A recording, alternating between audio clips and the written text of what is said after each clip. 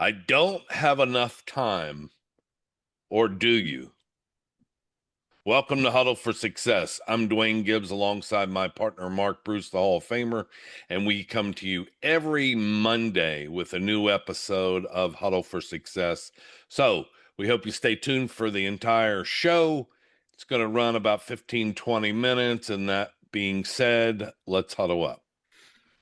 Hey, Good well, morning. good morning, Dwayne. How you today? I'm good. I'm good. How are you? I'm good. Excited to talk about this. I'm glad we could squeeze some time in to talk about this one. Yeah. Yeah. Yeah. I think good topic. We hear it all the time, from the people that we coach, from people that I've talked to in the past. I mean, it seems like an everyday topic. You talk to somebody, how's it going? Oh, it's great. It's just I don't have enough time in a day to get done what I want to get done. You hear of I love my job. I love what I do every single day. I love being able to go work out. I love working in my shop. But unfortunately, there's just not enough time in a day. And to be honest with you, I believe that most people have that problem every single day. However, I believe it's something deeper than that. Yeah. I truly believe that it becomes a time management issue. I believe that it becomes a responsibility issue, and I believe that it's people that are we're seeing have extraordinary results within a 24-hour period, and it's awesome. And I think that you, the listener, should uh if you're not getting extraordinary results, I think you should. So we're going to unpack that today. So let's dive in. Mark, what do you think? Yeah, it's funny you started talking about that. It's like I can remember when my dad retired, and I can remember him saying, "Man, how did I have time to do all this stuff when I was working full time?" Hmm. Because he was just as busy when he retired as he was when he was working. Yeah. And yeah, you're absolutely right. It's how do we spend our time? So that's the first question I have for you is, do you think people really have the time? It's a time problem, or do you think it stems from something greater than that? Well, I think back to a lesson I heard Bob talk about. He was working with Earl Nightingale, and he asked Earl Nightingale, who Bob said he got more done in a day than anybody he'd ever seen. And he asked Earl, he's like, Earl, how do you manage your time? And Earl said, you can't manage time. All you can do is manage your activity during the day. We all have the same 24 hours in a day. The difference is your priorities, like you said earlier. It's your priorities, it's the decisions that you make, and it's how clear you are on what it is that you want to get out of it. Most people, they're not managing their time. They're not managing their activities. They're trying to manage their distractions, which, you know, there are so many distractions these days with 24-hour news cycles, with social media, with everything that can be done these days. It's unbelievable, and I think that's why people are so distracted. Um, why do you think the I don't have time has become almost everybody's default answer or problem? Because I think that's just a robotic answer. I don't think, saying I don't have time often feels better to say than uh, I'm just not prioritizing things the way I should. You don't hear anybody saying that. Well, I didn't prioritize my day. I didn't look at my task list. I didn't look at my to-do list. People don't go into that type of explanation. They just say, I wish I had more time. And if you play the why game, why? Well, I looked up and next thing I know, it was 2 o'clock and I didn't even have lunch yet. Why? Well, because I was busy in meetings all morning. Okay, why? So let's go back. Were you prepared for the meeting? Were did you get everything done that you needed to do, or you had a charge on your credit card that you noticed the day before and you got a letter in the mail and you didn't realize it, or you got online and you checked the bank account and you had a problem and you knew that you had to call the bank tomorrow, and you did that before you got into the meeting and you weren't prepared. So did you take care of some personal stuff before you really had to go into the meeting, and now you're unprepared and now your whole day falls behind because you're playing catch up? I've done that. Yeah. I've done And that. And it's a now you're in a vicious cycle through the next 24 hours, and then you go home and your spouse says, "How was your day?" Terrible. It started off terrible. I had to deal with that credit card issue. That charge really wasn't ours. Or it was something that you ordered on Amazon. So, and didn't tell me about it. But no, I think that becomes a vicious cycle, and people just like saying, "I wish I had more time." so what you're saying is I don't have time has become the I'm just looking, that when you're in the mall, Yes. I'm just looking. I'm not. Yeah. Yeah. Yes. I'm glad you got That that one. that's the new, yes, that's the new saying. I'm So, with you. thinking in the result teaches us that our habits and beliefs control our behaviors. How does that relate to time? Well, you know, Bob used to say that he called our habits and beliefs. He called it a paradigm. I think it was just so that instead of saying habits and beliefs all the time, he just labeled it a paradigm. And he says our paradigms are what create our automatic habits. You know, that and our habits are what consume our time. Think about how many things you do during the day that you just do out of habit.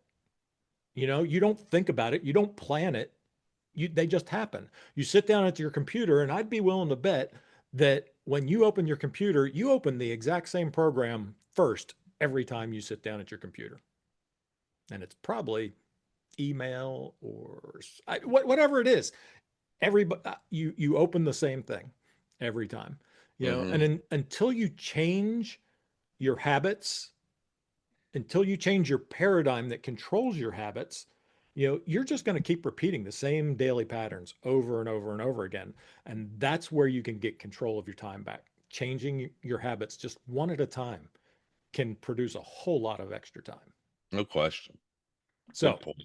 yeah. So, we've been teaching people our 5 A's framework. We tried to narrow it down to just 5 things that people could concentrate on.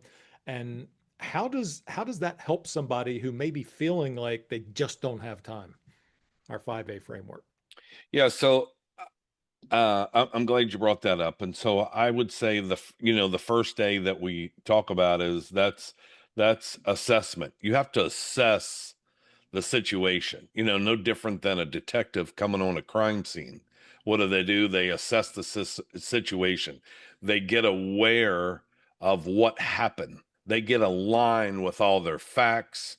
Then it's they take action of what's the next step, what's that process, and then the accountability of going out and finding whether it was a homicide or whatever it was, to take action and go arrest someone. So, it's no different than what we teach, assessment, awareness, alignment, action, and accountability. And I believe that truly helps. That's why I love the 5A so much, because assessment helps identify where time is actually going instead of where we think it's going.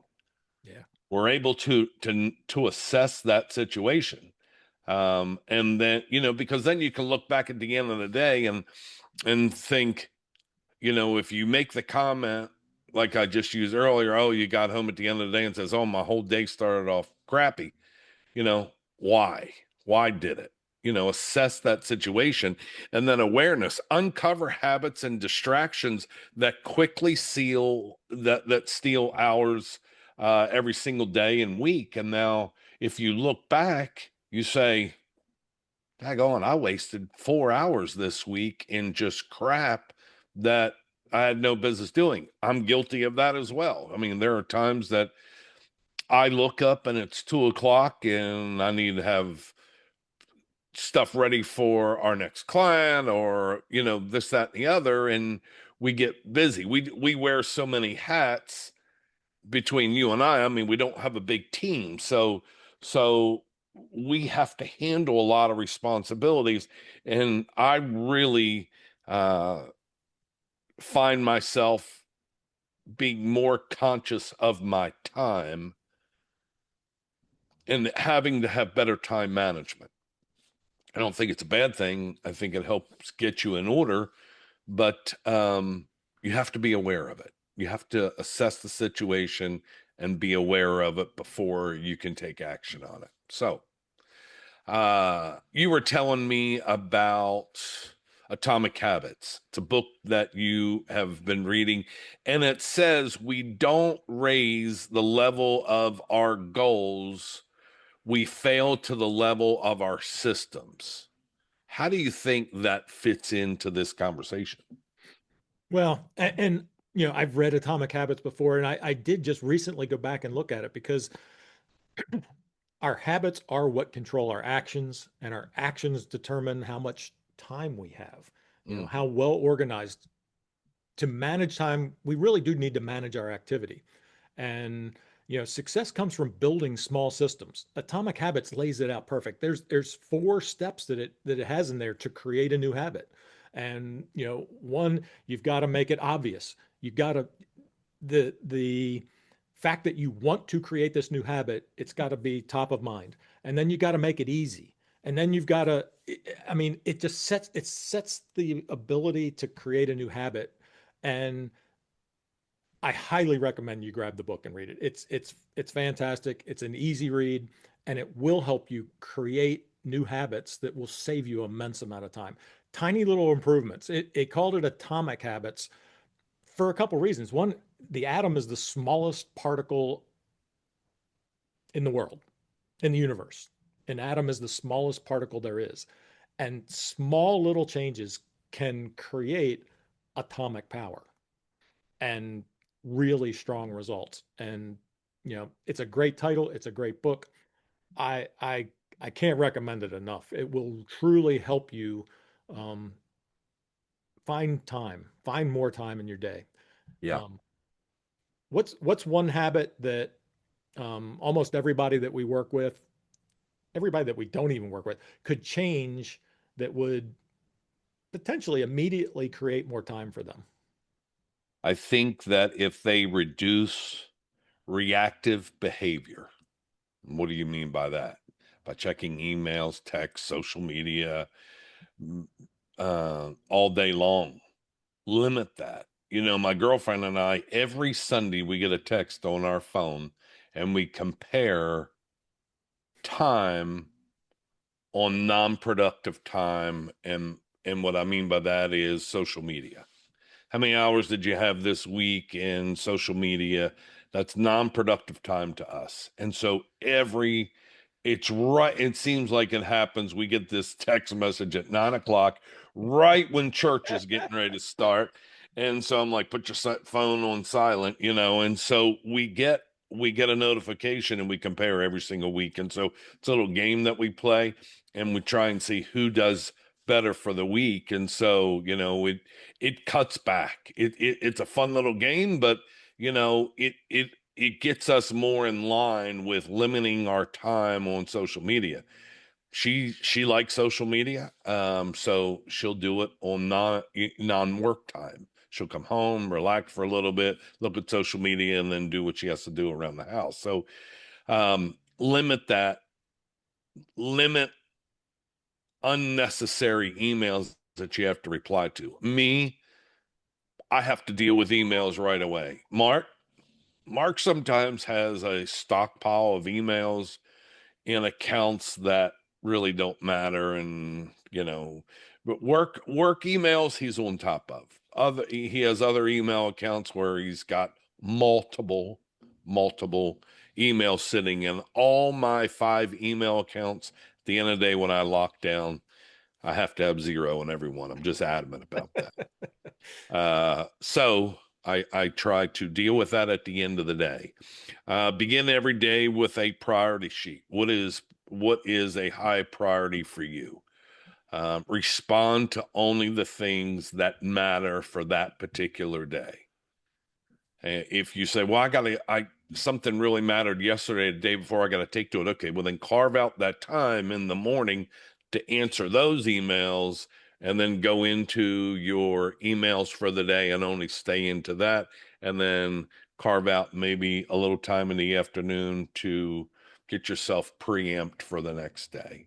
Yeah. I just got finished doing a clarity breakthrough with someone, and the only thing that they told me was their biggest problem was time. Time, time, time, time, time, time. Family, uh, exercise, time. So it went all the way through, and we got up to day 3. And what revealed to them wasn't time anymore. It was fear. They had fear that was holding them back for pursuing and increasing their business. So, you know, I think sometimes people, again, going back to I'm just shopping, I'm just looking, uh, that becomes the new norm of what to say. Time slip by. Yeah. Start prioritizing it. Yep.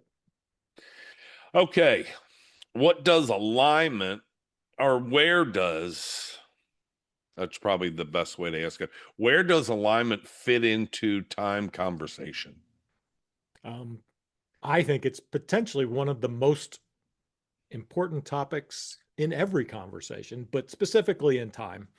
Um, because when you're aligned with your goal and your purpose in life, it becomes easier to say no to things that you need to say no to. And there's a there's a I lost the word, but we go through this with our clients sometimes. We go through a scenario where we say, "What's important to you?" And they list everything that's important to them. And then we say, "Okay, let's pull out your calendar and take a look at your calendar. And where did those things fall on your calendar?" And most times, the things that are most important to them aren't always on their calendar. Yeah. And that's why you've got to be aligned with your goal, and you've got a time block. You've got to designate time for the things that are important to you. That's where I think it fits in. What about you? I mean, I think that, you kind of hit the nail on the head when you were talking about, um, un, you know, elements of unnecessary decisions, things that drain you. And I think that just I yeah, think that's an area that people struggle with. yeah, yeah. So, a lot of times actions seem obvious, but why do people still struggle after they know what they should do with doing what they should do? I think because acknowledging isn't enough, and consistent execution is the challenge. Start small. Momentum is building through simple daily actions. And it if you're not taking the action of trying to do what you've been figuring out through, the assessment, the awareness, and the alignment. I mean, if you're not taking action on that, you've done the other 3 A's for no reason if you're Yeah. not going to take action on it. Yep, absolutely. So my favorite of the 5 A's is accountability. Why is that so important? And changing how we spend our time. I love accountability. I think it's huge. I think it's huge in any business. Um, I I just love it. Hey, when you're left by yourself, you tend to drift. You tend to go back to the habit that you were doing. If there's not some way or some body that will hold you accountable to the new habit you're trying to form, it's just way too easy to fall back into old habits. Accountability is what keeps your priorities in front of you. That's until they become a habit. And you've got to do something, 21 days in a row to make it a habit. And there's lots of ways that you can hold people accountable. My mastermind group is one of my favorite, and my partner is my other favorite thing. We hold it, Dwayne and I, we hold each other accountable. We have tasks that we need to do, and you know, because I know Dwayne's counting on me, I do them. Because he knows I'm counting on him, he does them. And yet it doesn't feel like we're nagging each other. It just, we know that's what we need to do. And being able to support somebody else is a good feeling Yeah, for us. Yeah. no question. No So question. if you could leave everybody with one thought today about time, what would that be? I would say take the time and start tracking what 3 days look like to you. So for 3 days, do the same thing. Track what you're doing every hour. I know it sounds crazy. It really does. But when you start new habits, it becomes a routine. So start a habit.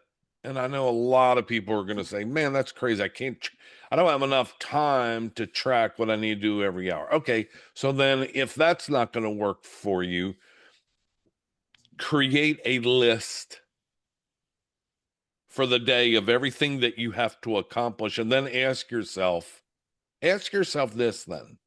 When you're writing it down of everything that you need to accomplish, does that move me closer to my life goal or my productive goal for the day? Does it do that? Because if it doesn't fit, then why do it? Why do it today? So I think you need to slow down, take some time in your morning routine and just lay everything out. Because I can tell you, I talk to a lot of people. We both do. We talk to a lot of people, and no one sets goals anymore. No one lays out what their day to day is. They got it up here. No one, they have an appointment calendar on their phone. That's all good. You know what time I got to make this appointment? Are you ready for your appointment? Are you ready for what you need to do? I was not prepared this morning, no, yesterday morning for a meeting because I didn't have everything written down that I needed done. So, you know, there's no excuse for it, but you just need to slow down sometimes and write everything down and follow that, and then ask yourself, am I that much closer to my life goal of what I want? There's your answer, Yeah. I think. Yeah. Being aware is truly one of the you got to be aware. And sometimes you do, as you said, have to slow down in order to have more time. Yeah, no question. So, final question, let me ask you. If you could leave everyone with one thought today about time, what would that be? We all get the same amount of time every day. It's how we prioritize it. So assess where you are, become aware of how you got there, come up with your goal, know why it's your goal, and then take action and organize your action in priority of importance. I like it. So, in closing, I will say this. The problem usually isn't that we don't have enough time. The problem is that we haven't gotten clear enough on our desire of time. I think using the 5A clarity, if you can look at your day or month and think of the 5 A's and and structure everything out in those 5 A's of different tasks that you have, or what's in your priority list, I think that you'll see that things are become a lot clearer. That's what we work on. That's what we do every single day. I'm glad that we came up with, actually, Mark came up with the 5 A's. I think it's awesome. Um, and I believe that it's really helped a lot of our clients.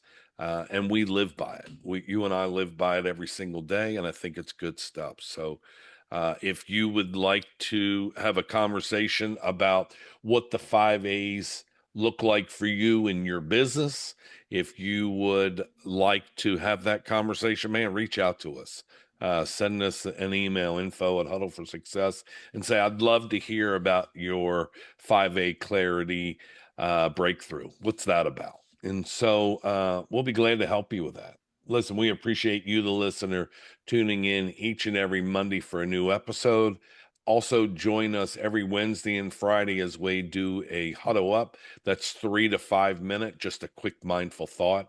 As always, like, share, leave a comment, share this with someone that you know that can possibly use this information and benefit from it. So, with that being said, we'll see you at the next episode, and stay huddled up. Thank you for tuning in to this week's episode of Huddle for Success. If you found it helpful and want to support others on their journey, share this podcast, leave us a rating, and drop your thoughts in the comments. We'll see you next week on Huddle for Success. Stay huddled up.